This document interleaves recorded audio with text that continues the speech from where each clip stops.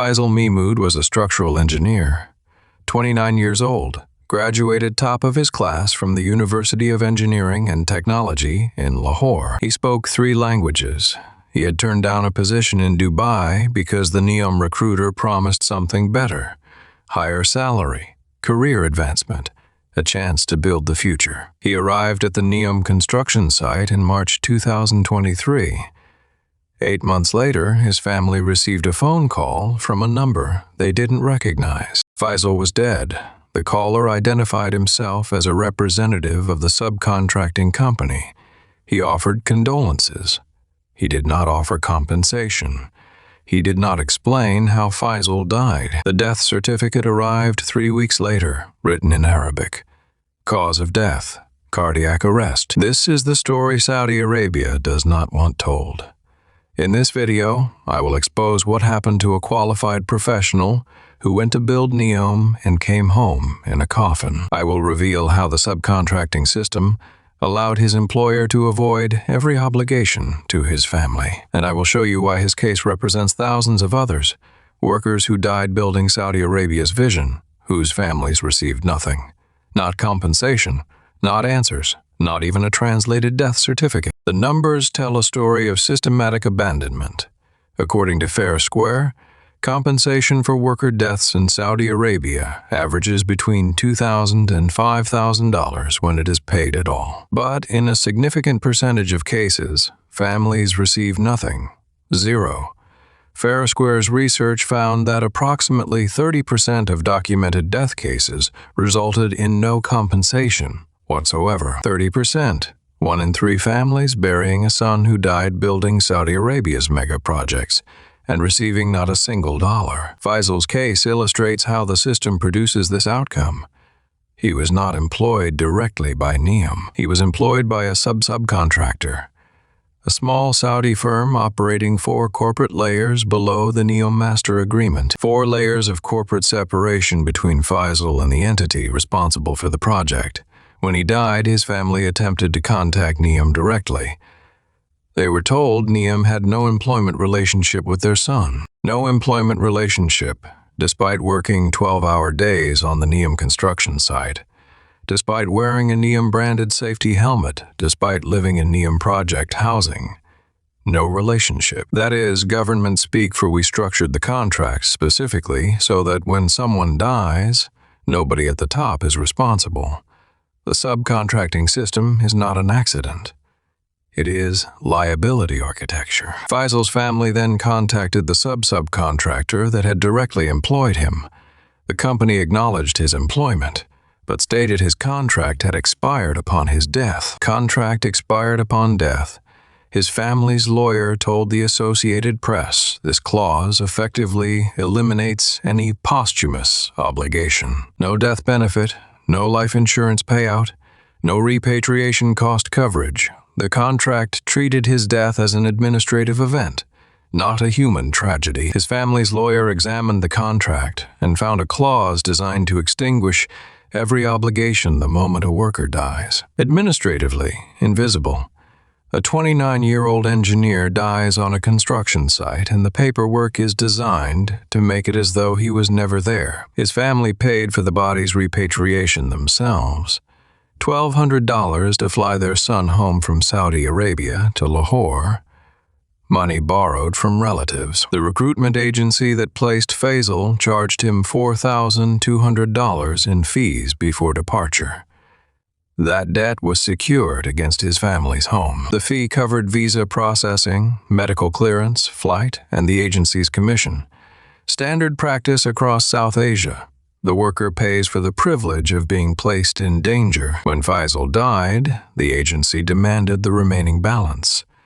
His father told Al Jazeera that collectors visited within 6 weeks of the funeral. 6 weeks. His son was barely in the ground, and debt collectors were knocking on the door. His father described the transaction in the simplest and most devastating terms imaginable. Faisal's case is not an outlier.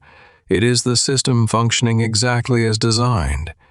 The recruitment to death to abandonment pipeline operates across every sending country. ITV News documented similar cases across Nepal, India, and Bangladesh. Families of deceased workers left with nothing, or worse, left with debt that the worker's death made unpayable. The death certificate is the final insult, written in Arabic, sent to families who speak Urdu, Nepali, Bengali. No translation provided. No explanation of cause, no details of circumstances. No information about where the death occurred or who was present. In Faisal's case, the certificate said cardiac arrest.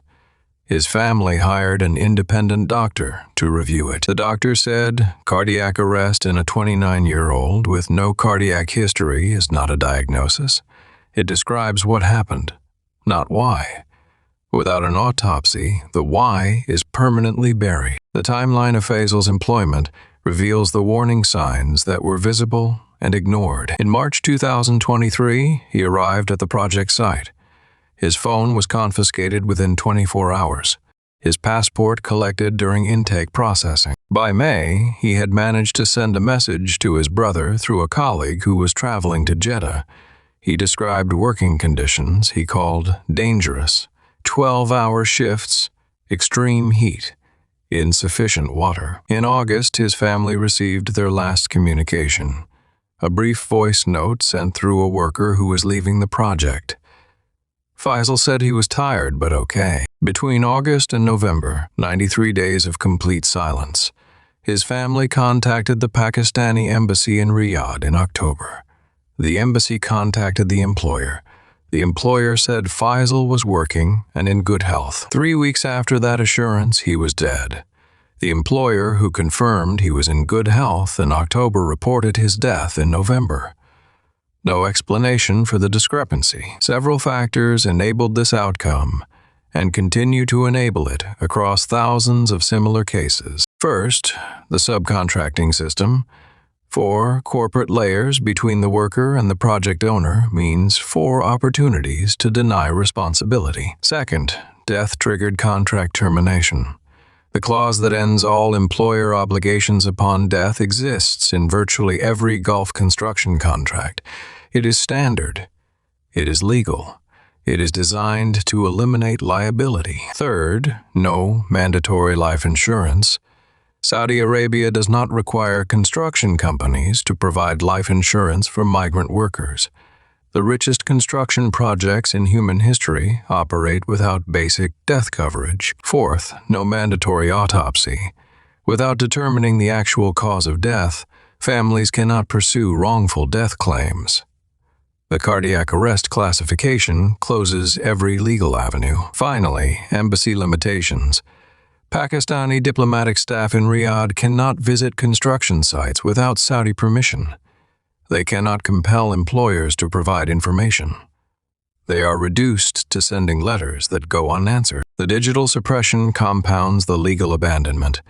Workers whose phones are confiscated cannot document unsafe conditions. They cannot contact their embassy when conditions deteriorate. They cannot send evidence to family members who might raise alarms. The phone confiscation ensures the only record of what happens on site is the employer's record. LinkedIn and professional engineering forums have become unexpected sources of information.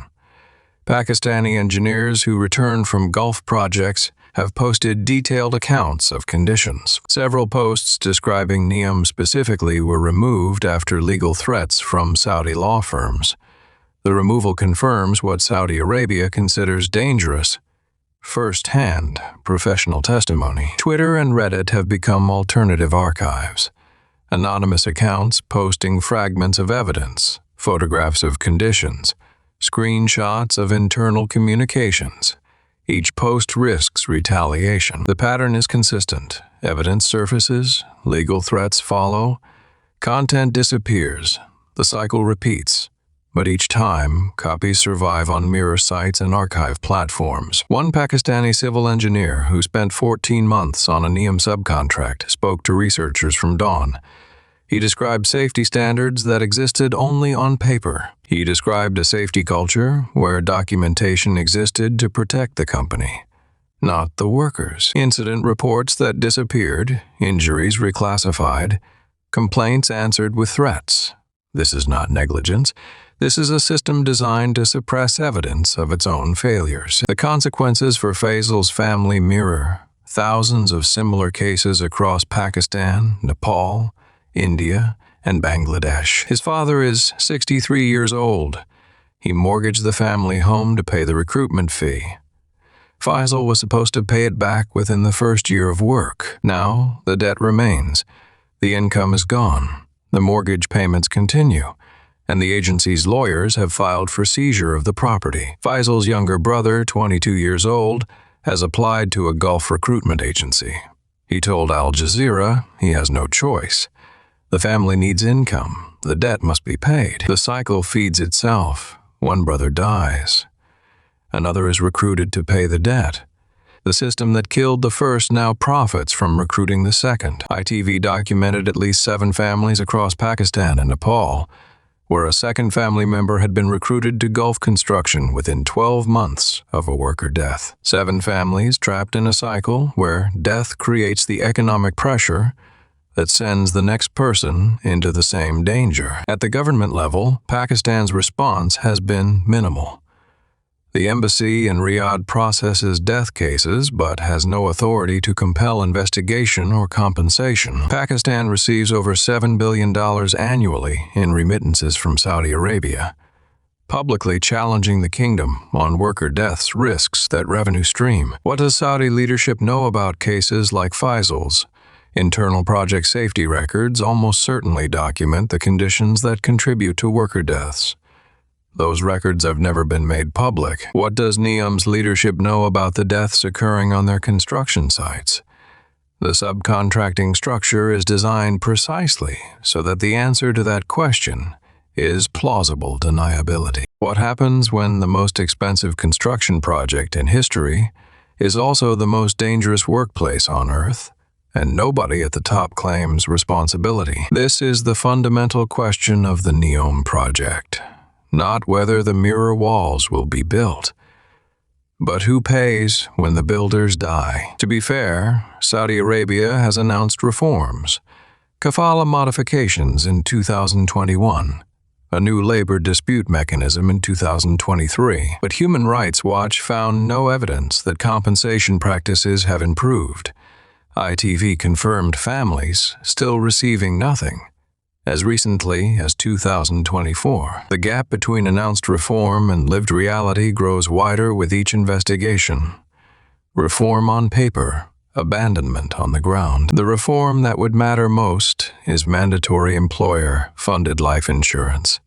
It has not been proposed. The uncomfortable truth is this: a $500 billion project could provide comprehensive life insurance for every worker for less than 0.1% of its budget. They choose not to. The 2034 World Cup will require hundreds of thousands of additional construction workers. Without mandatory compensation reform, the pattern will accelerate. If current trends continue, the World Cup construction phase alone could add thousands to the death toll. FIFA has been publicly urged to mandate worker protections as a condition of hosting. Saudi Arabia has not responded to these calls. Saudi Arabia sold the world a vision of the future, the most ambitious construction project ever attempted, a city that would redefine human civilization. What they didn't tell you is that when the people building it die, their families get nothing. Not compensation, not answers, not even a death certificate they can read. Faisal Mahmood was a structural engineer. He could calculate load-bearing tolerances and design foundations for 100-story buildings. He could not calculate that his own life had zero value in the contract he signed. You've been shown the glass towers, the concept renders, the future of living. Behind every render is a contract clause that says when the builder dies, the contract dies with him. Faisal's family deserves compensation. They deserve an autopsy. They deserve to know what killed their son. Drop your thoughts in the comments. If you've worked in the Gulf and know what these contracts really say, your testimony matters. Subscribe for the truth, because this is one engineer, Wait until you see the full death toll Saudi Arabia has been hiding.